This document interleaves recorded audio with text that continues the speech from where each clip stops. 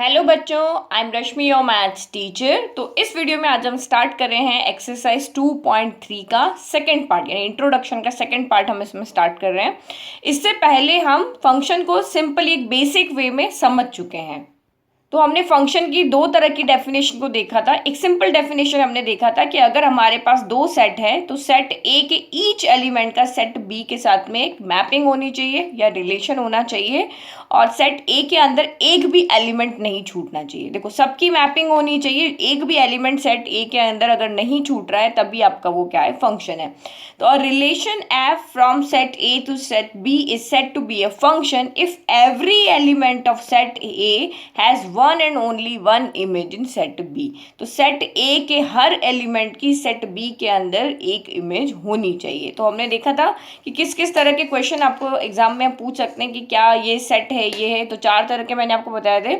तो set A के सारे एलिमेंट की मैपिंग चाहे सेट बी के एक एलिमेंट के साथ में हो या फिर सबकी अलग अलग मैपिंग हो, वो आपके क्या हो जाते हैं, सेट हो जाते हैं। लेकिन ये कंडीशन नहीं होना चाहिए कि सेट ए में एक भी एलिमेंट नहीं छूटना चाहिए और सेट ए के एलिमेंट की एक एलिमेंट की दो के साथ, सेट बी के दो एलिमेंट के साथ यहाँ पे मैपिंग नहीं होनी चाहिए। मतलब ए की इमेज A1 भी हो और ए की इमेज 2 भी हो, ये नहीं होना चाहिए। ठीक है, ए के लिए 1 यूनिक है, बी के लिए 1 यूनिक है, सी के लिए 1 यूनिक है। अगर आपको यहाँ पे इस तरह से समझना है तो आप यहाँ पे देखो, अगर ये सन का ग्रुप है, ये आपका फादर का ग्रुप है, यानी कि सेट ए सन का है और सेट बी फादर का है, तो तीनों बच्चों के एक फादर हो सकते हैं। लेकिन यहाँ पे ये तीनों बच्चे हैं ना, तीनों बच्चों का एक फादर हो सकता है, लेकिन एक बच्चे के दो फादर यहाँ पे नहीं हो सकते। तो इस तरह से आप अपने बना के इसको समझ सकते हो। ठीक है, तो ये हमारा यहाँ पे फंक्शन की तरह काम करता है। फिर हमने एक और डेफिनेशन देखी थी डोमेन की फॉर्म में, a relation R from A to B is said to be a function when domain जो है वो आपका सेट ए के इक्वल होना चाहिए। अगर सेट ए के डोमेन आपका क्या होता है, सेट ए में वो एलिमेंट जिनकी सेट बी के साथ मैपिंग हो रही है। तो हमने कहा कि हमारा फंक्शन वो होता है जिसमें सेट ए के सारे एलिमेंट की सेट बी के साथ मैपिंग होनी चाहिए। तो इसीलिए डोमेन आपका यहाँ पे ए हो जाएगा, डोमेन जो होगा वो सेट ए के इक्वल हो जाएगा। और दूसरी कंडीशन, दोनों कंडीशन फुलफिल होनी चाहिए। No two distinct order pair have same first element. कोई भी ऑर्डर पेयर अगर आप यहाँ पे लिख लो तो उनका फर्स्ट एलिमेंट सेम नहीं होना चाहिए। जैसे यहाँ पे फर्स्ट एलिमेंट सेम हो रहा है ना, तो ये नहीं होना चाहिए। अब हम यहाँ पे कुछ और देखते हैं, कुछ और फंक्शंस हम यहाँ पे देखते हैं और फिर वही इसमें हम देखेंगे कैसे हम यहाँ पे डोमेन फाइंड करेंगे, कैसे हम यहाँ पे रेंज फाइंड करेंगे। तो सबसे पहले हम यहाँ पे देख रहे हैं रियल फंक्शन और रियल वैल्यूड फंक्शन में क्या डिफरेंस है। तो अब जो आगे हम जो भी फंक्शन हम पढ़ रहे हैं वो रियल फंक्शंस पढ़ेंगे। तो दोनों में क्या डिफरेंस है वो हम देखते हैं। तो ये हमारी डेफिनेशन हो गई रियल फंक्शंस। मीन्स कौन से फंक्शन को आप रियल फंक्शन कहोगे। तो जिस भी फंक्शन को हम देख रहे हैं, सबसे पहले वो जो हमारी फर्स्ट वाली डेफिनेशन थी वो आपकी वहां पे फुलफिल होनी चाहिए। हमारी रिलेशन की बात नहीं कर रहे, हम फंक्शन की बात कर रहे हैं कि कौन से जो फंक्शंस होंगे, मतलब सेट ए के सारे एलिमेंट की सेट बी में मैपिंग होनी चाहिए और सेट ए में कोई एलिमेंट नहीं छूटना चाहिए। तो अभी हमने यहाँ पे चार एग्जाम्पल देखे थे, उसमें दो फंक्शन थे। अब उन दोनों फंक्शन में से कौन सा फंक्शन आपका रियल फंक्शन बनेगा। तो आप डेफिनेशन देखो, इफ एफ, कोई फंक्शन है एफ जो सेट ए से सेट बी के अंदर है। ठीक है, कोई फंक्शन है जो सेट ए से सेट बी के अंदर है, then this function is said to be a real function. तो इन फंक्शन को हम रियल फंक्शन कब कहेंगे, जब सेट ए के एलिमेंट जो है वो रियल नंबर से हो, यानी set A is subset of R and set B is also subset of R. नहीं समझ में आया? देखो एग्जाम्पल से समझना है। तो एग्जाम्पल मैं यहाँ पे लेती हूँ, लेट कि मैंने यहाँ पे एक फंक्शन लिया F x equal to X square. मैंने ये वाला यहाँ पे कंडीशन लिया। अब इसका मैं अगर यहाँ पे एरो डायग्राम बनाती हूँ तो मैं यहाँ पे 1 रखूंगी तो 1 का स्क्वायर क्या हो जाएगा, 1 हो जाएगा। 2 रखूंगी तो 2 का स्क्वायर क्या हो जाएगा, 4 हो जाएगा। 3 रखूंगी तो 3 का स्क्वायर क्या हो जाएगा, 9 हो जाएगा। और मैंने 4 रखा तो 4 का स्क्वायर क्या हो जाएगा, 16 हो जाएगा। तो देखो, सेट ए के सारे एलिमेंट की सेट बी के साथ मैपिंग हो रही है और सेट ए में कोई भी एलिमेंट नहीं छूट रहा। तो ये आपका फंक्शन हो गया। तो ये 1 2 3 4 कौन है आपका, आर क्या होता है, set of real number. Set of real number में सारे नंबर्स आते हैं माइनस इन्फिनिटी से लेके प्लस इन्फिनिटी तक।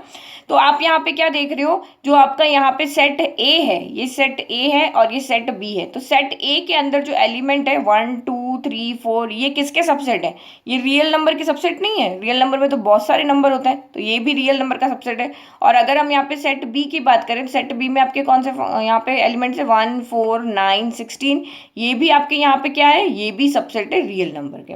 तो इस तरह का अगर आपका रिलेशन है कि सेट ए में भी रियल नंबर है, सेट बी में भी रियल नंबर है, सारे रियल नंबर तो हम यहाँ पे नहीं बात कर रहे हैं, सारे रियल नंबर होंगे तब भी होगा, और अगर उसमें से कुछ नंबर होंगे उसके कुछ सबसेट अगर हम यहाँ पे बात करते तो रियल नंबर से रियल नंबर के अंदर जब मैपिंग होगी तो वो आपका रियल फंक्शन कहलाएगा। तो ये एक और एग्जांपल में यहाँ पे देखती हूँ, जैसे मैंने सेट ए के अंदर यहाँ पे 3 एलिमेंट ले लिए, ए ले लिया, बी ले लिया और सी ले लिया, और सेट बी के अंदर मैंने यहाँ पे 1 ले लिया, 2 ले लिया, 3 ले लिया। ए की 1 के साथ मैपिंग है, बी की 2 के साथ, और सी की यहाँ पे 3 के साथ मैपिंग है। ठीक है, तो अब आप यहाँ पे देखो ये फंक्शन तो है क्योंकि सेट ए के सारी एलिमेंट की मैपिंग सेट बी के साथ हो रही है, और यहाँ पे सेट ए के अंदर कोई भी एलिमेंट यहाँ पे नहीं छूट रहा है। ठीक है, तो ये और सेट ए के एक भी एलिमेंट की सेट बी के साथ डबल मैपिंग यहाँ पर नहीं है। तो ये आपका फंक्शन तो है, बट आप बताओ कि आपका ये रियल फंक्शन है? तो नहीं, ये रियल फंक्शन नहीं है, क्योंकि ए बी सी जो है, सेट ए के एलिमेंट जो है हमारा ए बी और सी है, वो सबसेट नहीं है आर के, ये आर के रियल नंबर नहीं है। तो ये चाहे सेट बी में जो यहाँ पर है, सेट बी के जो एलिमेंट है 1 2 3, ये सबसेट है आर के। 1 2 3 हमारे नंबर से रियल नंबर्स हैं, तो सेट बी के एलिमेंट तो रियल नंबर के सबसेट है, लेकिन सेट ए के एलिमेंट आपके रियल नंबर नहीं है, इसीलिए ये आपका यहाँ पे रियल फंक्शन नहीं है। तो क्या लिखोगे? Not a real function. तो मैंने आपको पहले बताया था कि ये जो आपका फंक्शन है ये एक मैजिक बॉक्स की तरह काम करता है, एक मशीन की तरह काम करता है। मशीन की तरह कैसे काम करता है? जैसे ये आपका यहाँ पे एक बॉक्स है, ठीक है, ये फंक्शन, इसमें हम यहाँ पे इनपुट डालते जाएंगे और हमें यहाँ से आउटपुट मिलते जाएंगे।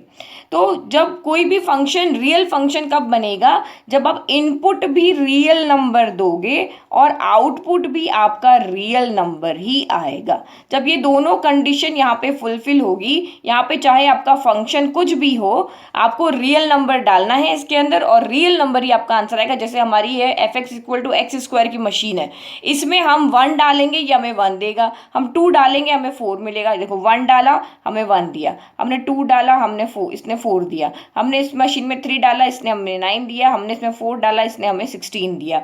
तो रियल नंबर हम डाल रहे हैं और हमें रियल नंबर ही आउटपुट में मिल रहा है, तो अब यहाँ पे इसको हम कहेंगे रियल फंक्शन। लेकिन यहाँ पे हमने इस मशीन की अगर हम यहाँ पे बात कर रहे हैं तो हम यहाँ पे रियल नंबर नहीं डाल रहे, हमने ए बी सी डाला और हमें आउटपुट 1 2 3 मिल रहा है, तो दैट मीन्स ये रियल फंक्शन नहीं है।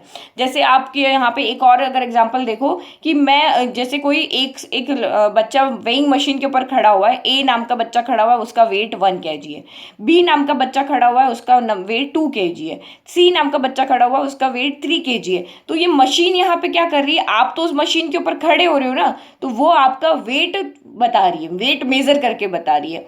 तो ये इस तरह के फंक्शन भी यहाँ पर है जिसमें हम इनपुट चाहे कुछ भी दे, आउटपुट हमें यहाँ पे रियल नंबर की फॉर्म में मिल रहा है। ठीक है, तो जैसे हमारा फ्रिज है, फ्रिज में आप पानी रखोगे तो हमें आउटपुट क्या मिलता है? आउटपुट हमें आइस मिल जाती है। हम फ्रीजर में ऐसे ही करते हैं ना। तो इस तरह से हमारे पास बहुत सारी फंक्शंस हैं, बहुत सारी मशीन्स हैं, तो हम यहाँ पे फंक्शन को क्या करते हैं? एक रूल के अकॉर्डिंग विजुअलाइज भी कर सकते हैं, समझ सकते हैं इसको। ठीक है, अब देखो रियल वैल्यूड फंक्शन क्या होता है। तो रियल वैल्यूड फंक्शन क्या होते हैं? A function F is from A to B. कोई भी एक फंक्शन है जो सेट ए से सेट बी में है, whose range is a set of real number, then the function is called a real valued function। तो दोनों में सिर्फ एक ही डिफरेंस है। एक डिफरेंस आपका यहाँ पे क्या है कि इसके अंदर ओनली रेंज जो है वो सेट ऑफ रियल नंबर होना चाहिए। ओनली जब हमने यहाँ पर बात की थी तो हमारा डोमेन की बात करें तो वो भी रियल नंबर होना चाहिए, और हमारा यहाँ पर रेंज की बात करें तो वो भी हमारी रियल नंबर होने चाहिए। यानी कि सेट ए के एलिमेंट भी आपके यहाँ पे रियल नंबर होने चाहिए, सेट बी के एलिमेंट भी यहाँ पे रियल नंबर होने चाहिए। लेकिन रियल वैल्यूड फंक्शन में ऐसा नहीं है। इन्होंने कहा है आप डोमेन में जो मर्जी डालो, किसी का वेट डालो, अल्फाबेट डालो, चाहे उसमें कोई भी चीज़ आप यहाँ पे डालो, कोई भी मशीन है जिसके अंदर आप कुछ भी डालो, लेकिन आपका आंसर जो है, आपका रेंज जो है या सेट ए के एलिमेंट की जो मैपिंग है वो हमेशा यहाँ पे क्या होनी चाहिए, रियल नंबर से होनी चाहिए। तो ये बात आपको यहाँ पे समझ, दोनों में डिफरेंस समझ में आ गया कि इसमें सेट ए और सेट बी दोनों रियल नंबर होने चाहिए, यानी डोमेन भी आपका रियल नंबर होना चाहिए, रेंज भी आपका रियल नंबर होना चाहिए। लेकिन रियल वैल्यूड फंक्शन में ऐसा कंपल्सरी नहीं है, डोमेन में आपकी मर्जी, जो मर्जी आप यहाँ पे डालो, लेकिन आपका जो रेंज है वो हमेशा आपका यहाँ पे क्या होना चाहिए, रियल नंबर होना चाहिए। तो आप यहाँ पे देखो, अगर हम इसकी बात कर रहे हैं तो ये भी रियल वैल्यूड फंक्शन है, क्योंकि जो हमारा रेंज यहाँ पे आ रहा है, रेंज आपका यहाँ पे क्या होता है, जो सेट बी के वो एलिमेंट जिनकी मैपिंग यहाँ पे हो रही है, या सेट बी के अंदर मैंने आपको बताया था, या अगर हम ऑर्डर पेयर की बात करते हैं तो फर्स्ट एलिमेंट सारे आपके डोमेन होते हैं और सेकंड एलिमेंट आपके सारे क्या होते हैं, रेंज होते हैं। या जिससे मैपिंग स्टार्ट हो रही है, जिससे रिलेशन स्टार्ट होता है वो डोमेन होता है, और जिससे पे जाके रिलेशन कनेक्ट हो जाता है वो आपका यहाँ पे रेंज होता है। ठीक है, तो ये हमारा यहाँ पे हो गया। तो ये भी आपका रियल वैल्यूड फंक्शन है, क्योंकि हमारा जो रेंज है, हमें डोमेन को तो देखना ही नहीं, डोमेन चाहे जो मर्जी डालो, लेकिन रेंज आपका यहाँ पे हमेशा रियल नंबर होना चाहिए। तो 1 4 9 16 हमारा रियल नंबर है, तो ये हमारा रियल वैल्यूड फंक्शन है। फिर यहाँ पे कहते हैं 1 2 3, ये भी हमारे रियल नंबर है, तो ये भी आपका रियल वैल्यूड फंक्शन है। हमने चाहे डोमेन में इधर कुछ भी इनपुट डाला, लेकिन ये जो रेंज है वो हमारी रियल नंबर्स होने चाहिए। तो देखो ये रियल फंक्शन था, बट ये रियल फंक्शन नहीं था, क्योंकि डोमेन जो है वो आपका रियल नंबर नहीं है। तो ये रियल फंक्शन तो नहीं है, बट ये रियल वैल्यूड फंक्शन है। रियल वैल्यूड फंक्शन क्यों है, क्योंकि इसकी रेंज क्या है, 1 यहाँ पे रियल नंबर्स है। तो इसकी मशीन कैसे काम करेगी, तो रियल वैल्यूड फंक्शन की मशीन करेगी इस तरह से काम। ये हमारे रियल वैल्यूड फंक्शन की मशीन है। इसमें आप इनपुट में जो मर्जी डालो, मिर्च डालो, मसाला डालो, पानी डालो, अल्फाबेट्स डालो, जो मर्जी डालो, लेकिन आंसर ये आपको हमेशा क्या करेगी, रियल नंबर में देगी, 1 2 इस तरह से देगी। ठीक है, आंसर हमेशा हमारे किस में आएंगे, जो आउटपुट आएंगे वो किस में आएंगे, रियल नंबर में आएंगे। और इनपुट में आप यहाँ पे कुछ भी डालो, कोई रूल नहीं है इसके लिए। ठीक है, इनपुट में आप यहाँ पे कुछ भी डालो, ये मशीन हमारी ऐसी होती है। तो आपको जो भी फंक्शन आएगा ना, बस यही चीज़ सोचना है, जो आपके इनपुट अंदर जा रहे हैं वो डोमेन होते हैं, जो आउटपुट निकल रहे हैं वो आपकी रेंज होती है। तो देखो इसके भी कुछ एग्जाम्पल समझते हैं। 2 एग्जाम्पल तो आपको ये समझ में आ गए। मैंने जो आपको वेट वाला एग्जाम्पल दिया, या फिर एक और एग्जाम्पल मैं आपको बताती हूँ। देखो इस तरफ के मैं यहाँ पे लेती हूँ, एक सेट मैंने यहाँ लिया, तो वही 1 2 3 4 ले लिया मैंने। यहाँ पे लिया 1 ले लिया, 2 आयोटा ले लिया, फिर यहाँ पे मैंने 5 ले लिया, 6 ले लिया। 1 का रिलेशन 1 से, 2 का 2 आयोटा से, 3 का 5 से, 4 का 6 से ले लिया। ठीक है, कोई भी एक रूल के अकॉर्डिंग हमारा ये रिलेशन यहाँ पे बना हुआ है। तो ये रिलेशन फंक्शन है, क्योंकि सेट ए के सारे एलिमेंट का सेट बी के साथ यहाँ पे रिलेशन है, और एक भी एलिमेंट यहाँ पे छूट नहीं रहा है, और हमारा रिलेशन इस तरह से नहीं बन रहा कहीं पर भी, सारे रिलेशन हमारे इसी तरह से स्ट्रेट लाइन में बन रहे हैं। तो ये देखो यहाँ पे अब हमें जब भी रियल वैल्यूड फंक्शन देखते हैं तो हमें सेट बी को देखना है। तो सेट बी के अंदर अगर यहाँ पे एलिमेंट अगर आप देखते हो तो 1 है, 2 आयोटा है, 5 है और 6 है। तो ये 2 आयोटा जो यहाँ पर है ये आपका कॉम्प्लेक्स नंबर है, ये आपका रियल नंबर नहीं है। तो ये क्योंकि आपका यहाँ पे कॉम्प्लेक्स नंबर आ गया, तो आप यहाँ पे क्या लिखोगे, is not a real valued function. ये भी एक रियल वैल्यूड फंक्शन नहीं है, ना ही ये रियल फंक्शन है और ना ही ये यहाँ पे रियल वैल्यूड फंक्शन, क्योंकि रियल फंक्शन के लिए ये भी रियल नंबर होना चाहिए, ये भी रियल नंबर होना चाहिए, और रियल वैल्यूड फंक्शन के लिए ओनली रेंज आपकी यहाँ पे रियल नंबर होनी चाहिए। तो इसीलिए ये दोनों ही नहीं है। या फिर जो अभी मैंने आपको एक और एग्जाम्पल दिया था वेट वाला, ठीक है, जैसे मेरा वेट अगर मैं यहाँ पे लिखूँ माई वेट, ठीक है, तो माई वेट मैं यहाँ पे लिख देती हूँ 55। ठीक है, इसमें से किसी भी एक स्टूडेंट का, अनुष्का का वेट मैंने यहाँ पे लिख दिया, अनुष्का का वेट यहाँ पे मैंने लिख दिया 40 kg है। और एक और वेट मैं यहाँ पे ले लेती हूँ अनाया का, अनाया का वेट यहाँ पे मैंने ले लिया 30 kg है। तो ये इसकी मैपिंग इसके साथ है, इसकी मैपिंग इसके साथ है, इसकी मैपिंग इसके साथ है। तो मैंने मशीन में यहाँ पे क्या डाला, मैंने मशीन के ऊपर जाके हम तीनों खड़े हो गए, तो हम तीनों खड़े हो गए तो मशीन ने हमारा वेट बता दिया। तो वेट हमारा बताया है रियल नंबर में, तो रियल नंबर में बताया, तो ये आपका यहाँ पे क्या है, रियल वैल्यूड फंक्शन है। ठीक है। तो अभी जो हमारी बुक है उसमें हम रियल वैल्यूड फंक्शन के बारे में नहीं पढ़ेंगे, हम सारे रियल फंक्शन के बारे में यहाँ पे बात करेंगे, जहाँ पे मैपिंग आपके रियल नंबर से रियल नंबर में ही होगी। तो बहुत सारे फंक्शन है हमारी बुक के अंदर। तो मेन चैप्टर जो बेसिक से हट करके जो एग्जाम में आपके कंपटीशन एग्जाम में आने वाला है वो अब स्टार्ट हो रहा है, जिसमें हम identity function, constant function, polynomial function, rational function, signum function या फिर हमारा मॉड्यूलस फंक्शन, ये सारे फंक्शन जो है हम अब पढ़ेंगे। तो इसके बाद हम देखते हैं सबसे पहले हमारा आइडेंटिटी फंक्शन क्या होता है।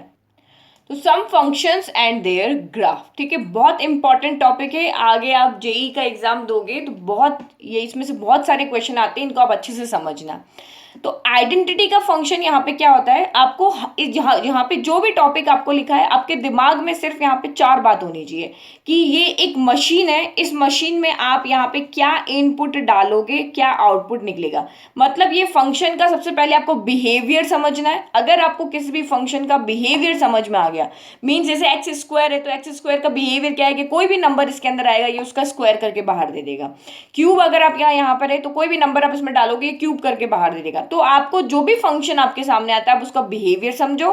बिहेवियर समझने के बाद में अगर बिहेवियर आपको समझ में आ गया तो आपको उसका डोमेन लिखना है, रेंज लिखना है और एक ग्राफ बनाना है। 3 चीज हम यहाँ पे करने। देखो 4 चीजें, बिहेवियर समझोगे, देन डोमेन। बिहेवियर अगर आपको समझ में आ गया तो आपको पता चल जाएगा कि इसमें क्या इनपुट होंगे, जो भी इनपुट होंगे वो आपके डोमेन होंगे, जिनसे भी मैपिंग होगी वो आपके रेंज होंगे। और ग्राफ, तो ग्राफ जैसे ही हमें ये 2 चीज समझ में आ गई है तो ग्राफ हम यहाँ पे इजीली बना लेंगे। तो ग्राफ हम यहाँ पे क्यों बनाते हैं कि डोमेन और रेंज तो एक एक हमें वैल्यू या पॉइंट दिखाएगी क्योंकि, लेकिन रेंज इन दोनों के बीच का रिलेशन आपको ग्राफ की फॉर्म में दिखाता है। तो आइडेंटिटी वर्ड से मतलब क्या समझना है कि हमारे पास एक ऐसी मशीन है, इसमें आप जो डालोगे वही निकलेगा। मैं 1 डालूंगी तो 1 ही निकलेगा, 2 डालूंगी तो 2 ही निकलेगा, 3 डालूंगी तो 3 निकलेगा। तो इस तरह वर्ड से ही आप उसको समझना आइडेंटिटी फंक्शन की, इस मशीन में आप जो डाल रहे हो वही बाहर आ रहा है तो उसको हम आइडेंटिटी फंक्शन कहते हैं। तो इसमें यहाँ पे अब जो भी फंक्शन आप यहाँ पे लोगे उसमें रिलेशन आपका कहाँ से होगा, आर से आर में ही होगा, यानी रियल नंबर से रियल नंबर में ही रिलेशन होगा।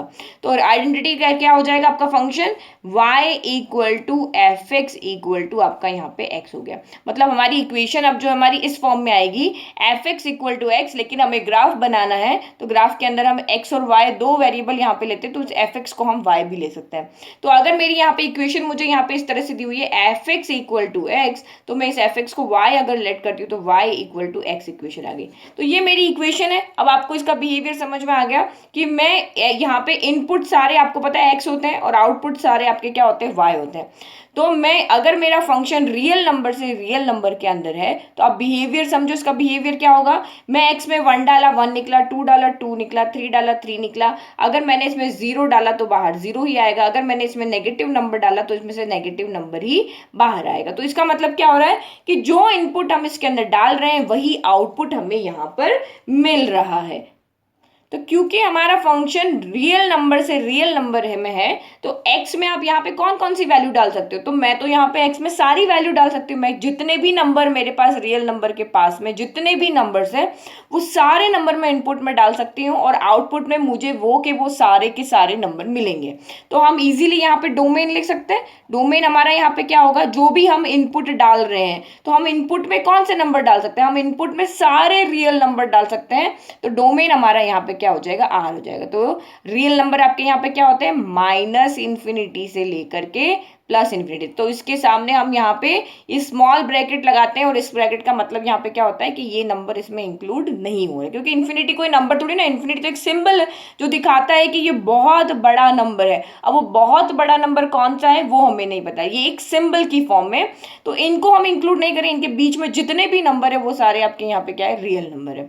फिर नेक्स्ट आपका यहाँ पे रेंज क्या हो गया, क्योंकि हमारा यहाँ पे आइडेंटिटी फंक्शन है तो जो हम यहाँ पे इनपुट दे रहे हैं वही हमें यहाँ पे आउटपुट मिल रहा है। तो रेंज आपका यहाँ पे क्या हो जाएगा, वो भी हो जाएगा रियल नंबर। तो ये भी आपका सेम रहेगा माइनस इन्फिनिटी से प्लस इन्फिनिटी तक। ठीक है, तो बिहेवियर हमें समझ में आ गया। बिहेवियर आप एक मशीन की तरह इसको समझ के करो। तो डोमेन आपको इजीली समझ में आ गया, रेंज आपको इजीली समझ में आ गया कि जो डाल रहे हैं वही मिल रहा है। तो हम रियल नंबर डाल रहे हैं, हमें रियल नंबर ही मिल रहा है। अब नेक्स्ट अब हम यहाँ पे देखते हैं इसका ग्राफ कैसे बनेगा। तो y इक्वल टू एक्स का ग्राफ तो आपने यहाँ पे देखा हुआ है। अगर नहीं समझ में आ रहा है ग्राफ बनाना तो एक हम यहाँ पे टेबल बना लेते हैं। यहाँ पे हमें कोई भी थोड़े से नंबर की एक टेबल बना लो और फिर उसको ग्राफ में आप उसको प्लॉट कर लो, ठीक है। तो ये मैंने x ले लिया, ये मैंने y ले लिया। तो अगर x मैंने 0 रखा तो y भी मेरा यहाँ पे 0 हो जाएगा, x मैंने 1 रखा तो y भी मेरा 1 हो जाएगा, x 2 रखा तो y भी 2 हो जाएगा, x मैंने यहाँ पे -1 रखा तो y भी -1, x मैंने -2 रखा तो y भी मेरा -2 हो जाएगा। ओके अब इसका हम ग्राफ बना लेते हैं। तो यही चीजें आपको एग्जाम में पूछी जाती है कि इसका डोमेन, आइडेंटिटी फंक्शन का डोमेन क्या होगा, रेंज क्या होगा, इसी तरह के क्वेश्चन आपको एग्जाम में आते हैं। तो और अभी तो आप 11th में हो ना, आपको 11th में तो इस तरह के क्वेश्चन आएंगे, एक्सप्लेन आइडेंटिटी फंक्शन, तो ये आपको पूरा वहां पर एक्सप्लेन करके बताना पड़ेगा। तो ये x हो गया, ये x डैश हो गया, ये y हो गया, ये मेरा y डैश हो गया। ओके तो ये मैंने ग्राफ बना लिया, 0 0 पॉइंट यहाँ आ गया, ये 1 1 हो गया, ये 2 2 हो गया, ये आपका यहाँ पे 3 3 हो गया, ये -1 हो गया और ये -2 हो गया। ग्राफ में पॉइंट आपको प्लॉट करने आता है ना।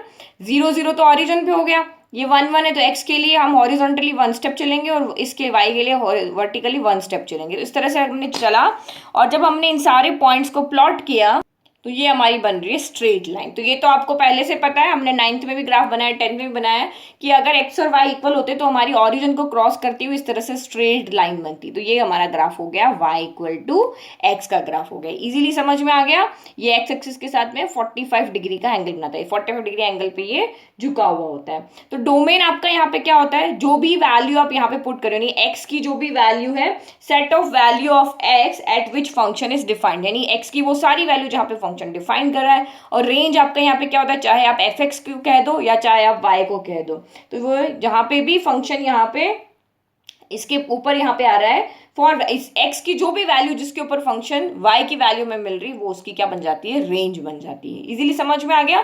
तो ये यहाँ पे एक रूल है और आप इस रूल को विजुअलाइज यहाँ पे कर सकते हो कि इस मिस्ट्री बॉक्स में हम क्या डालेंगे और हमें क्या निकलेगा। जो डालना है वो डोमेन है, जो बाहर निकल रहा है वो आपका रेंज है, और y = x आपका आइडेंटिटी फंक्शन है, तो आपका सीधा सा ये ग्राफ मिल जाएगा। नाउ नेक्स्ट देखो आप कांस्टेंट फंक्शन।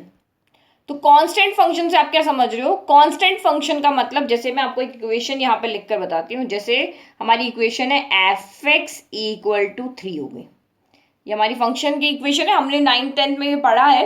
अब आप x की जगह पे कुछ भी डालो, मैं x की जगह पे, क्योंकि हमारा फंक्शन रियल नंबर से रियल नंबर में, रियल फंक्शंस यहाँ पे देख रहे हैं, तो रियल नंबर, तो x की जगह हम सारे रियल नंबर को पुट कर सकते हैं। मैंने x की जगह, यही हमारा मिस्ट्री बॉक्स हम फिर से लेकर आते हैं। अब यहाँ पे हमारा फंक्शन क्या है, ये मशीन जो है वो f(x = 3) कांस्टेंट फंक्शन है। अब इस मशीन में मैं x की जगह पे चाहे 1 डालूं, मैं x की जगह पे चाहे यहाँ पे 2 डालूं, मैं x की जगह पे यहाँ पे 0 डालूं, मैं x की जगह पे -1 डालूं या मैं -2 डालूं, या सारे में रियल नंबर डाल दूं, मेरा जो इनपुट में चाहे कुछ भी कर दूं, इसमें आउटपुट मुझे हमेशा एक ही मिलेगा, वो है 3। ठीक है, क्योंकि 1 रखा तो f1 भी 3 आ रहा है, f2 भी 3 आ रहा है, f0 भी 3 आ रहा है, f-1 भी 3 आ रहा है। तो फंक्शन का बिहेवियर, कांस्टेंट फंक्शन का बिहेवियर आपको समझ में आ गया। ये मशीन क्या कर रही है, इनपुट में चाहे जो नंबर डाल दो, रियल नंबर में से जो भी नंबर आप यहाँ पे डाल दो, लेकिन ये मशीन बहुत ढीठ सी है। ये क्या कह रही है, मैं तो चाहे तुम इनपुट में कुछ भी कर दो, मैं तो हमेशा अपना आउटपुट 3 ही दूंगी। चाहे तुम मुझ में जो भी चीज डालो, मैं अपना आउटपुट हमेशा एक कांस्टेंट नंबर ही दूंगी। तो इसमें आपको क्या समझ में आया कि हम इनपुट में बहुत सारे रियल नंबर डाल सकते हैं। तो हमारा डोमेन क्या हो गया, जो हम इनपुट करते हैं वो हमारा डोमेन है, तो हम सारे रियल नंबर डाल सकते हैं, तो हमारा यहाँ पे डोमेन हो गया R। लेकिन आउटपुट हमें क्या मिलेगा, हमें ऑलवेज आउटपुट जो मिल रहा है वो हमेशा हमें यहाँ पे 3 ही मिल रहा है। तो ये हमारा यहाँ पे क्या हो जाएगा, रेंज हो जाएगा। जो हमारा इनपुट है वो हमारा डोमेन है और जो हमारा आउटपुट है वो हमारा रेंज है। तो मशीन समझ में आ गई। ये मशीन क्या कर रही है, ये ले तो सब कुछ रही है, जो भी नंबर लाओगे वो ले लेगी, लेकिन आउटपुट ये हमेशा एक कांस्टेंट नंबर ही देगी, क्योंकि हमारा फंक्शन ही इसी तरीके का है। तो यहाँ पे हम एक पर्टिकुलर नंबर को ना लेकर के, मैंने यहाँ पे एक वेरिएबल ले लिया जो उस कांस्टेंट को डिफाइन कर रहा है। अब यहाँ पे कांस्टेंट की जगह कोई भी नंबर हो सकता है, तो मैंने c लिख दिया, जहाँ पे x सारे आपके r में से आ रहे, रियल नंबर में से आ रहे, c यहाँ पे आपका कांस्टेंट है। तो अब आपको समझ में आ गया कि यहाँ पे आपका डोमेन क्या है, तो यहाँ पे हमारा डोमेन है कि ये सारे रियल नंबर को एक्सेप्ट करेगा, यानी माइनस इन्फिनिटी से लेकर के प्लस इन्फिनिटी तक हम सारे नंबर यहाँ पे रख सकते हैं, यानी कि सारे रियल नंबर हम यहाँ पे रख सकते हैं। लेकिन रेंज में हमेशा मुझे एक ही एलिमेंट मिलेगा, वो है मेरा सी, यानी कांस्टेंट एलिमेंट मिलेगा। तो एलिमेंट को हम यहाँ पे सेट की फॉर्म में लिखते हैं ना रेंज को, तो इसलिए हम इसको कर्ली ब्रैकेट के अंदर लिख रहे हैं। तो ये आपको बिहेवियर समझ में आ गया, डोमेन समझ में आ गया, रेंज समझ में आ गया। जैसे ही बिहेवियर समझ में आया और आप यहाँ पे डोमेन रेंज को लिख दोगे। नाउ थर्ड पॉइंट हमारा यहाँ पे क्या हो गया, ग्राफ। तो 4 पॉइंट हम यहाँ देख रहे हैं, बिहेवियर, डोमेन, रेंज और ग्राफ। तो ग्राफ के लिए हम वही बॉक्स बना लेते हैं, फिर से टेबल बना लेते हैं, क्योंकि अभी आप फर्स्ट टाइम पढ़ रहे हो। जब आप 1-2 बार प्रैक्टिस कर लोगे ना तो आपको इस टेबल की भी जरूरत नहीं पड़ेगी, सीधा सा आपको कांस्टेंट फंक्शन का ग्राफ आप इजीली बना लोगे। अब मैं यहाँ पे x की जगह 0 रखूं तो y मेरा c ही आएगा। मैं x की जगह यहाँ पे 2 रखूं, y मेरा c ही आएगा। मैं -1 रखूं फिर भी c आएगा। मैं माइनस यहाँ पे 2 रख दूं तब भी मेरा यहाँ पे c आएगा। मतलब ये वैल्यू आपकी सेम रहेगी, यानी कि आप जो x = 3 के लिए यहाँ पे जो ग्राफ बनाओगे ना, सॉरी x = तो वैल्यू हमारी y = 3 के लिए, क्योंकि हम x की वैल्यू तो पुट कर रहे हैं ना, x की वैल्यू पुट कर जा रही है, y की वैल्यू आती जा रही है। तो y = c के लिए आप जो ग्राफ बनाओगे या y = 3 के लिए आप जो ग्राफ बनाओगे वही आपका यहाँ पे कांस्टेंट का ग्राफ हो जाएगा। तो ये हमने एक्सेस बना ली। अब आप यहाँ पे y = 3 के लिए जो ग्राफ बनाओगे ना वही आप यहाँ पे y = c के लिए बना लो। तो मैं यहाँ पे y = c का, क्योंकि y = कोई वैल्यू है तो वो x एक्सिस क्या होती है, पैरेलल होती है। अब देखो मैं x = यहाँ पे मैं x = 0 रख रही हूँ तो y = c, मैं लेट यहाँ पे कोई भी कांस्टेंट वैल्यू लेती हूँ, ये हो गया। अगर मैंने यहाँ पे x = 2 रखा तब भी y = c, तो ये पॉइंट आएगा। अगर मैंने x = यहाँ पे -1 रखा तो भी y = मेरा c यही रहेगा। तो ये जो y = c यानी कांस्टेंट नंबर की लाइन है वो आपकी यहाँ पे क्या बनती है, x एक्सिस के पैरेलल बन जाती है। तो ये लाइन हमारी कैसे बन जाएगी, ये बिल्कुल ऐसे। तो आपको सबके यहाँ पे ग्राफ आपको सबके बनाने आने चाहिए, ये इस तरह से बनेगा, ये लाइन बनेगी। तो इसको हम यहाँ पे क्या कहेंगे, fx = c कहो या y = c का। तो ये हमारा यहाँ पे ग्राफ बन गया। अब x की चाहे मैं 1 वैल्यू रखूँ तब भी ये पॉइंट यहाँ आ जाएगा, 2 रखा तब ये पॉइंट यहाँ आ जाएगा, x1 तो yc, फिर 2 यहाँ पे x2 तो yc, x3 तो भी yc, x4 तो भी yc, और यहाँ -1 तो भी c, -2 तो भी c, -3 तो भी c। तो सारे पॉइंट आपके इसी लाइन के ऊपर आ रहे। तो y को अगर x = कोई लाइन है तो y के पैरेलल बनेगी, और y = कोई लाइन है तो वो x एक्सिस के पैरेलल बनेगी। तो इजीली आपको समझ में आ गया कांस्टेंट फंक्शन। नाउ नेक्स्ट देखते हैं पॉलिनोमियल। तो अगर आप इनको एरो डायग्राम की फॉर्म में भी समझना चाहते हो तो वो भी आप यहाँ पे देते हो। ये हमारा सेट यहाँ पे A है, ये हमारा सेट A है, ये B है। यहाँ के एलिमेंट x कह रहे हैं, यहाँ के एलिमेंट हम fx भी कह सकते हैं या y भी कह सकते हैं। तो यहाँ पे रियल नंबर आ रहे सारे, तो यहाँ भी सारे रियल नंबर है, 0 देन 1 2 3 देन -1 -2 -3 जितने भी एलिमेंट है, और सबका क्योंकि y = x है तो 0 की मैपिंग 0 के साथ हो रही है, 1 की मैपिंग 1 के साथ हो रही है, 2 की मैपिंग 2 के साथ हो रही है, 3 की मैपिंग 3 के साथ हो रही है, फिर -1 की मैपिंग -1 के साथ, -2 के साथ, और इस तरह से ये चलता जा रहा है। तो y = x में देखो सेट A के सारे एलिमेंट की मैपिंग सेट B के साथ हो रही है और एक भी एलिमेंट नहीं छूट रहा है। तो ये हमारा क्या है, फंक्शन हो गया, आइडेंटिटी फंक्शन। और अगर हम यहाँ की हम बात करें तो ये जो हमारा सेट है फर्स्ट वाला A to B हम यहाँ पे देख रहे हैं, ये सेट A है और एक आपका यहाँ पे ये सेट B है। इसमें सिर्फ एक ही एलिमेंट क्या है, आपका C है, और इसमें आपके सारे एलिमेंट है 0 1 2 3 up to so on, -1 -2 up to so on.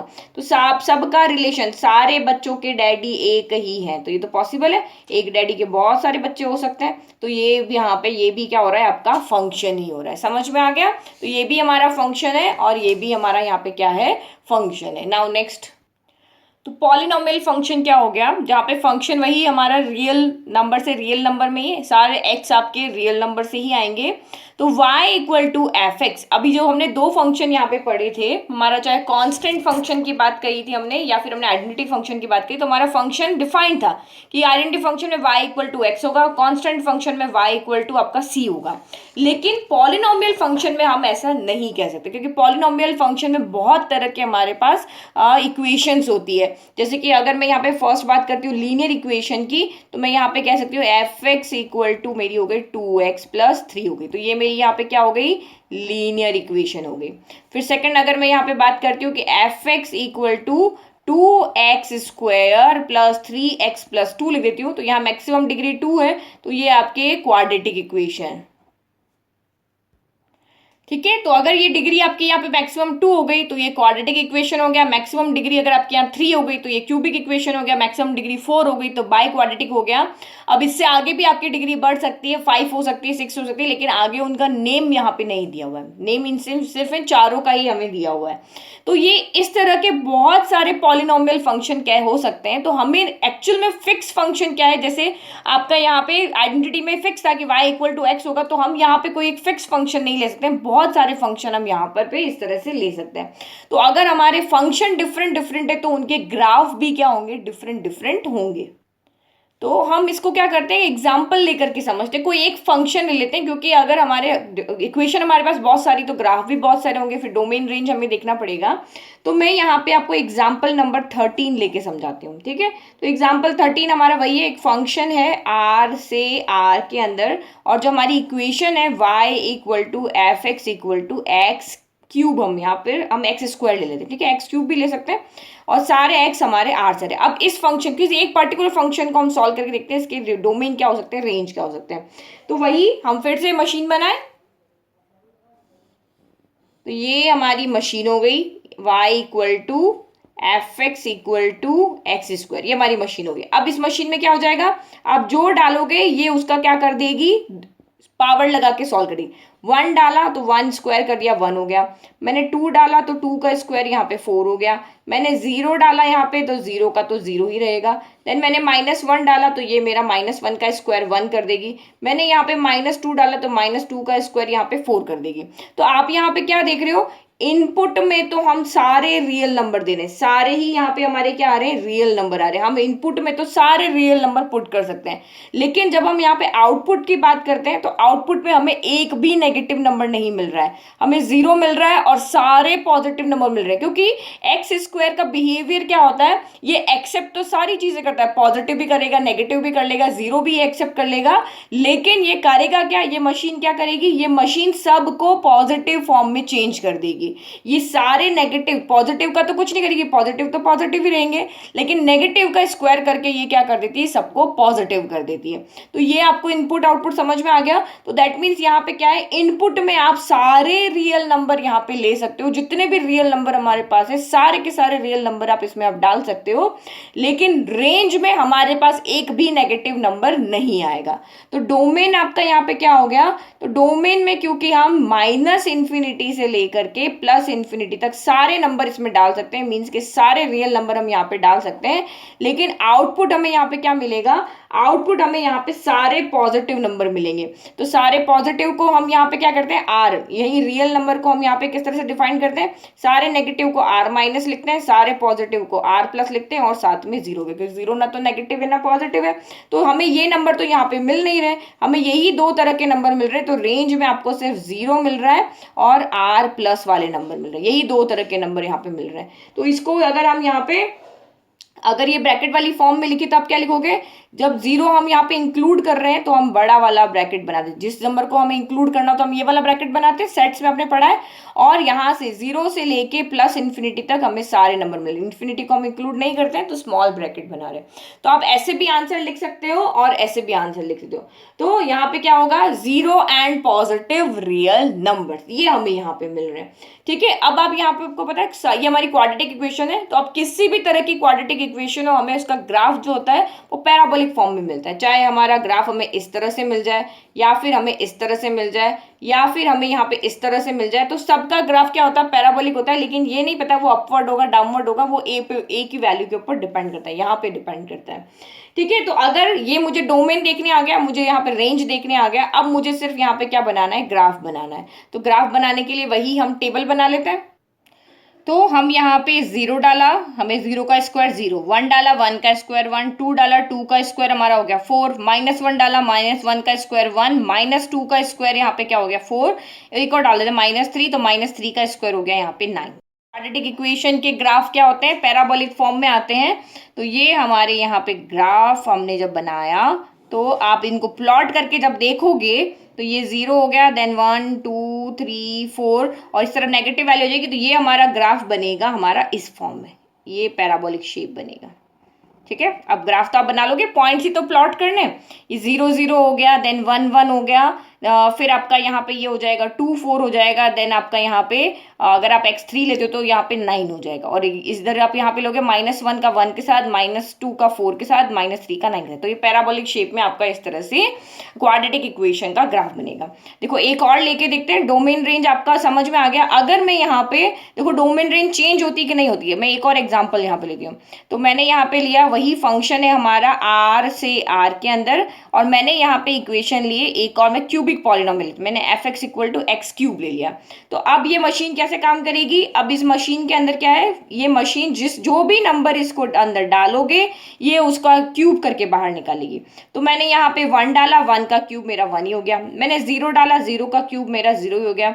मैंने यहाँ पे डाला है -1, तो -1 का क्यूब क्या होता है? -1 का क्यूब होता है, -1 को 3 टाइम मल्टीप्लाई करोगे तो -1 का क्यूब -1 ही आएगा। देन आपने यहाँ पे 2 डाला, 2 का क्यूब आपका ये 8 कर देगी। आपने 3 डाला, यहाँ -3 डाला तो -3 का क्यूब, 3 का क्यूब होता है 9, और -3 का क्यूब होता है माइनस। माइनस के पावर ऊपर जब भी इवन पावर होगी तो वो पॉजिटिव हो जाता है, माइनस के ऊपर जब भी ऑड पावर होगी तो वो नेगेटिव हो जाता है। ये अब यहाँ पे आ जाएगा। तो -3 की पावर 3 है, 3 यहाँ पे क्या है, ऑड नंबर है, ऑड नंबर तो नेगेटिव आ जाएगा। -1 की पावर 3 है तो 1 का तो क्यूब 1 ही होता है, लेकिन माइनस की पावर ऑड आ रही तो आगे माइनस आ जाएगा। तो इस तरह से होगा। तो अब आपका डोमेन क्या हो गया? तो डोमेन आप यहाँ पे समझ गए हो। डोमेन हम यहाँ पे सारे x के अंदर सारे रियल नंबर डाल सकते हैं, सारे रियल नंबर आप यहाँ पे डाल सकते हो। तो डोमेन आपका यहाँ से क्या हो गया, यानी कि हम -∞ से लेके +∞ तक सारे नंबर डाल सकते हैं, यानी डोमेन में आपका यहाँ पे R हो गया।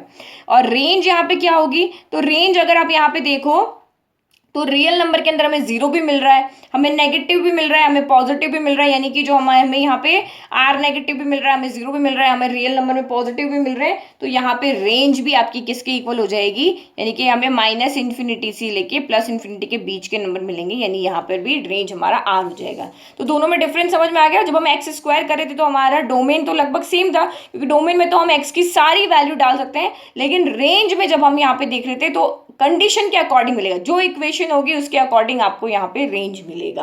तो और भी कंडीशन अगर डोमेन के अंदर, यहाँ इक्वेशन में भी अगर आपको कंडीशन दी होती कि आपका x हमेशा >0 होना चाहिए, तो डोमेन में भी सिर्फ हमारा r पॉजिटिव आता है, क्योंकि कंडीशन जो भी यहाँ पे पॉलिनोमियल के साथ दी होगी वही हमारे डोमेन और रेंज होंगे। ठीक है, तो ये आपका यहाँ पे रेंज आपका, जब यहाँ पे 0 और सारे r पॉजिटिव थे, लेकिन यहाँ अगर हम देख रहे हैं तो हम जो भी वैल्यू पुट कर रहे हैं वही हमें यहाँ पे मिल रही है, यानी कि उसी ग्रुप में से, रियल नंबर के ग्रुप में से ही हम वैल्यू पुट करें और रियल नंबर के ग्रुप में से ही हमें यहाँ पे रेंज भी मिल रहा है। तो ये हमारा डोमेन हो गया और ये रेंज हो गया। अब इसके ग्राफ की बात करें तो ये पॉइंट मैंने यहाँ लिखे हैं, उसी का मैं यहाँ पे ग्राफ बना लेते हैं। ठीक है, तो ये मेरा यहाँ पे ग्राफ हो गया। देखो यहाँ पे 0 रखा तो मैं 0 का क्यूब 0 ही मिला, फिर मैंने 1 रखा तो 1 ही मिला, तो लेट में यहाँ पर ये 1 हो जाता है। देन मैं अगर यहाँ पे 2 रखा तो मुझे यहाँ पे 8 मिला, तो मेरी वैल्यू यहाँ पे इस तरह से चली जाएगी, यहाँ ऊपर चली जाएगी। लेट में यहाँ तक लिख लेती हूँ।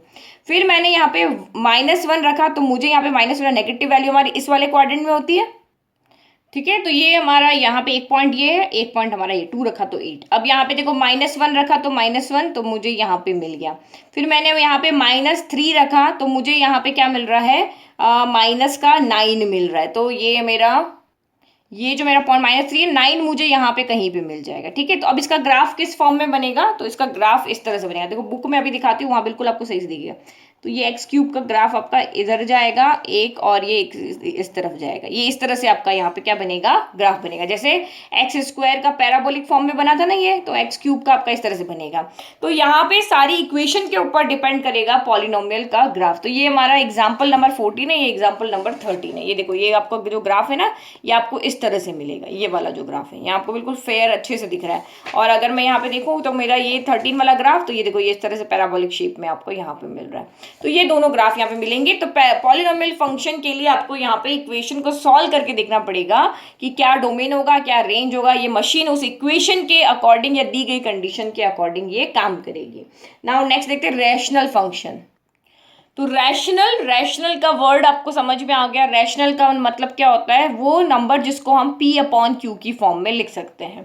तो यहाँ पे हम फंक्शन की बात करें तो यहाँ हम p अपॉन क्यू की फॉर्म में नंबर को ना लिख करके फंक्शंस को लिखेंगे। दो फंक्शंस हो गए, यानी कि दो पॉलिनोमियल फंक्शन हो गए। जैसे कि यहाँ पे हो गया मेरा, मैंने कोई भी एक फंक्शन यहाँ पे लिखा, जैसे कि ये हो गया मेरा, जैसे 1/x हो गया, ये भी पॉलिनोमियल फंक्शन है आपका यहाँ पे। फिर या फिर 2x² प्लस 1/x³ + 3, ये भी हमारा पॉलिनोमियल फंक्शन हो गया।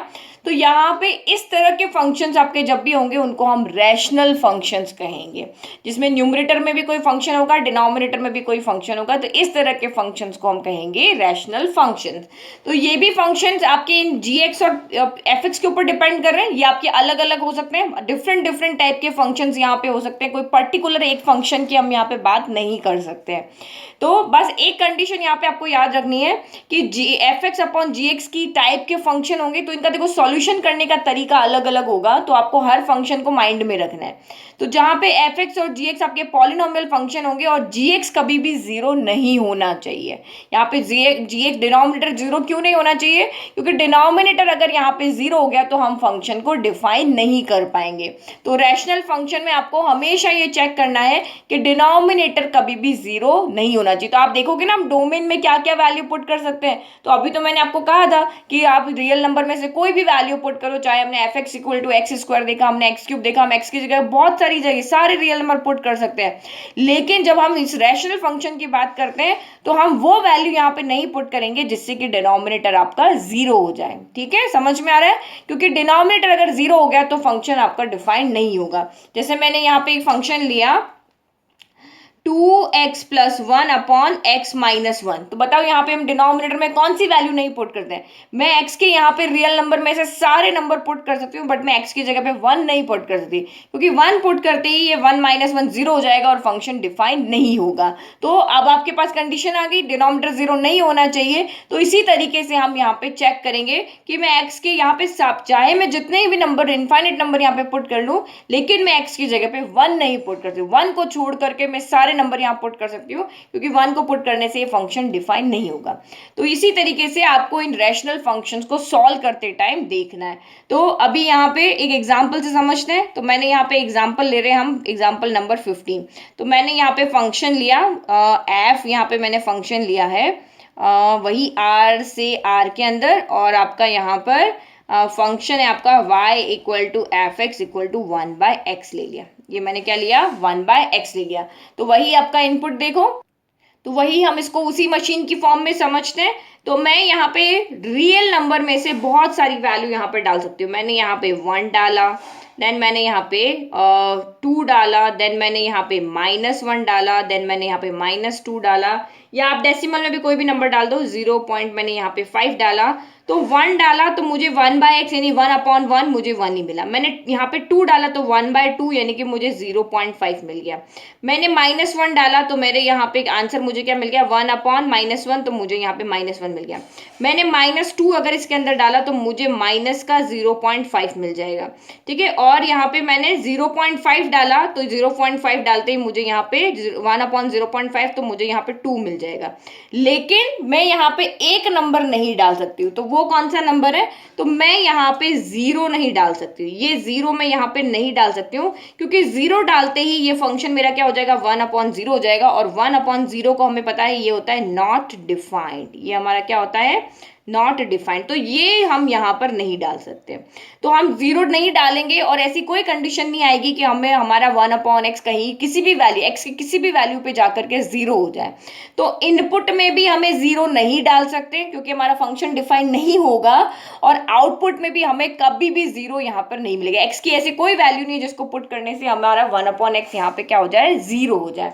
तो ये चीज आपको समझ में आ गई। हम यहाँ पे इनपुट, यही आपको विजुअलाइज करना है, अपने को सोचना है बिना कुछ सॉल्व किए, क्योंकि हम सारे नंबर तो पुट करके नहीं देख सकते, लेकिन आप विजुअलाइज तो कर सकते हो कि मैं इनपुट के अंदर यहाँ पे क्या क्या डाल सकती हूँ। तो मैं इनपुट के अंदर सारे नंबर डाल सकती हूँ 0 को छोड़ के, और आउटपुट के अंदर मुझे सारे रियल नंबर मिलेंगे 0 को छोड़ के। तो अब आपको यहाँ पे डोमेन लिखने में तो कोई दिक्कत नहीं आएगी। डोमेन आपका यहाँ पे क्या हो जाएगा, अगर मैं यहाँ पे डोमेन लिखती हूँ 1/x फंक्शन का, तो वो डोमेन मेरा यहाँ पे क्या हो जाएगा, सारे रियल नंबर होंगे लेकिन 0 को छोड़ के। मुझे मुझे जीरो यहाँ पे नहीं डालना है, बाकी सारे रियल नंबर में यहाँ पे डाल सकती हूँ। और अगर हम रेंज की बात करते हैं तो रेंज में भी सेम यही होगा, मुझे सारे रियल नंबर मिलेंगे जीरो को छोड़ करके। ठीक है, यही बात हो गई। अगर किसी एक दो एलिमेंट को सब्ट्रैक्ट करना है तो आप यहाँ पे इस तरह से लिख सकते हो कि आर में से इसको हटा दो, आर में से इसको हटा दो तो हमारा ये डोमेन है, आर में से ये हटा दे तो हमारा यहाँ पे रेंज है। अब इसका ग्राफ बना के देखें तो क्योंकि हमें बिहेवियर समझ में आ गया, इस फंक्शन का बिहेवियर ये है कि ये जीरो को एक्सेप्ट नहीं कर रहा है और आंसर में जीरो भी नहीं दे रहा है, बाकी सारी वैल्यू को ये एक्सेप्ट कर रहा है। तो इस अगर हम जितनी भी रियल नंबर की वैल्यू डालेंगे तब तो ये मशीन काम कर रही है, लेकिन जीरो डालते ही, क्योंकि जीरो डालते ही ये नॉट डिफाइंड हो रहा है तो जीरो डालते ही मशीन हमारी काम नहीं कर रही है। तो वही अब हम इसका ग्राफ देखने के लिए टेबल बना लेते हैं, कुछ वैल्यूज को यहाँ पे देखते हैं जो हमने यहाँ पे रखी है और फिर उसका ग्राफ बना के देखते हैं। तो अब ये देखो, ये हमने यहाँ पे x डाला और ये y हो गया। तो अगर मैंने 1 डाला था तो 1/1 1 ही हो रहा है, मैंने 2 डाला तो 1/2 मेरा यहाँ पे क्या हो गया, 0.5 हो गया। मैंने -1 डाला तो मेरा -1 आया, फिर मैंने यहाँ पे -2 डाला तो माइनस का 0.5 आया, और मैंने यहाँ पे 0.5 डाला तो मेरा यहाँ पे 2 आ रहा है। तो अब इसी को हम ग्राफ बना के देख लें। तो ये मैंने एक्सेस बना लिया, पॉइंट्स प्लॉट करते हैं, x1 y1 तो ये पॉइंट हमारा आ गया x1 y1, x2 तो y आपका 0.5 तो x2 हो गया तो y 0.5 ये हो गया। फिर x आपका -1 तो ये -1 तो y भी आपका यहाँ पे -1 तो ये पॉइंट हो गया।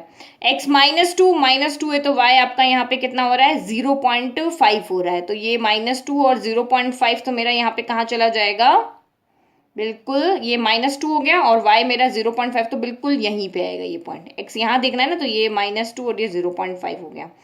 फिर x अगर मेरा 0.5 है तो y इक्वल टू मेरा यहाँ पे कितना आ रहा है, 2 आ रहा है, तो ये पॉइंट मेरा ये 0.5 यहाँ आ रहा है ना, तो ये आपका यहाँ पे 2 जाए। ग्राफ में अच्छे से प्लॉट करके देखो।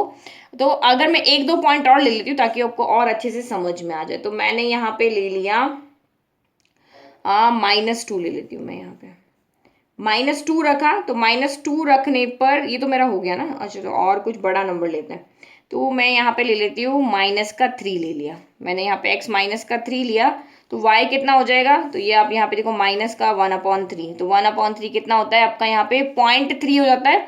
तो मैंने जब -3 रखा तो 0.3 तो मेरा और छोटा आ रहा है यहाँ पर। तो देखो इसका ग्राफ इस तरह से बनेगा, ये नहीं, देखो ये पॉइंट आपके इस तरह से जा रहे हैं, ये पॉइंट आपके इस तरह से जा रहे हैं, तो इनके अंदर कोई फिक्स एक लाइन नहीं बन रही है। तो इसका ग्राफ आपका एक्चुअल में जो बनेगा ना, इन तीनों पॉइंट को ज्वाइन करता हुआ, तो ये ग्राफ आपका इस तरह से बनेगा, इस तरह से ये वाला, सारे पॉजिटिव का इधर और ये नेगेटिव का इस तरह से बनेगा, क्योंकि हमें तो पॉइंट को ज्वाइन करता हुआ ग्राफ बनाना होता है ना, ये इस तरह से आपका ग्राफ बनेगा। तो ये और आगे जाएगा, तो ये जितनी छोटी जितनी बड़ी बड़ी वैल्यू आप लोगे ना, 4 लोगे तो ये और पास आएगा, 5 लोगे तो ये लाइन के और पास आएगा, 6 लोगे तो और पास आएगा, तो ये बिल्कुल पास तो आ जाएगा, लेकिन कभी भी ये यहाँ पे जीरो कभी नहीं होगा। जैसे तभी तुमने जीरो को हटाया, आप यहाँ पे और वैल्यू पुट करते हो जितनी बड़ी जाए, आप यहाँ पे 8 पुट करो, 1/8 करो, 1/9 कर दो, 1/10 कर दो, लेकिन ये बिल्कुल लाइन्स जो है वो जीरो के बिल्कुल पास आ जाएगी, लेकिन कभी भी इसको टच कभी नहीं करेगी, क्योंकि हमारे पास ऐसी कोई वैल्यू ही नहीं है कि जिसको हम 1/x को हम जीरो कर दें। तो इस तरह का ग्राफ आपका ये बनेगा। देखो बुक में दिखाती हूँ, ये आपका ये रहा ग्राफ, ठीक है। तो ये बिल्कुल धीरे धीरे धीरे धीरे जैसे जैसे 8 रखोगे तो पास आएगा, 9 रखोगे तो पास आएगा, 10 रखोगे तो और पास आएगा, 100 रखोगे तो और ये लाइन इसकी बिल्कुल पास पास आ जाएगी, लेकिन कभी भी ये इस लाइन को टच नहीं करेगा। तो टच नहीं करेगा इसका मतलब ऐसी कोई वैल्यू 1/x की नहीं है जिसके ऊपर की ये वैल्यू की आपकी जीरो हो जाए। तो इसीलिए रेंज में से हमने यहाँ पे क्या कर दिया, जीरो को हटा दिया। तो एक ग्राफ आपका इस तरह से बनेगा। तो ये भी आपका रैशनल फंक्शन का ग्राफ, यहाँ पे डोमेन रेंज आपका इक्वेशन पे डिपेंड करेगा कि आपको इक्वेशन यहाँ पे क्या दी हुई है। तो जो भी इक्वेशन आपको दी हुई होगी उसके अकॉर्डिंग आपका डोमेन होगा, रेंज होगा, ग्राफ होगा। लेकिन रैशनल फंक्शन जब भी आता है तो आपको वहां पे हमेशा वो वैल्यू को नहीं रखना है जहां पे x आपका जीरो हो रहा है, डिनोमिनेटर जहां पे भी जीरो हो रहा है।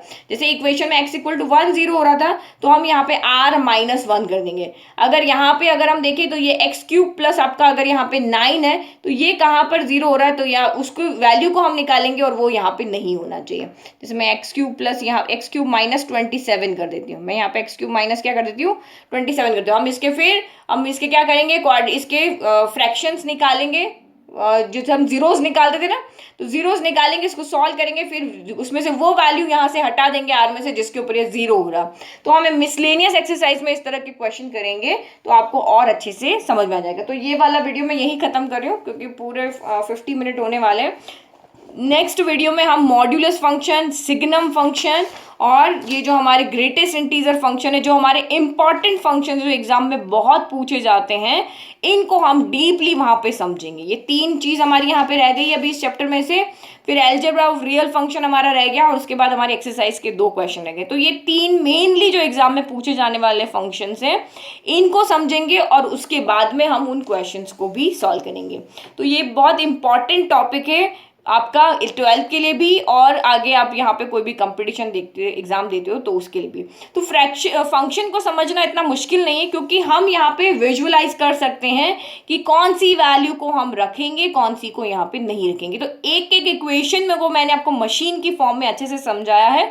तो आप अलग अलग तरह के फंक्शन लेकर के देखो, आप चाहे कोई सी भी आपकी रेफरेंस बुक है वहां से लेकर के देखो और उसको सॉल्व करके देखो कि इनके डोमेन, रेंज, ग्राफ कैसे बनेंगे, फंक्शन का बिहेवियर आप निकाल के देखो क्या बिहेव करता है। ठीक है, तो इट्स टाइम टू से बाय। Thank you.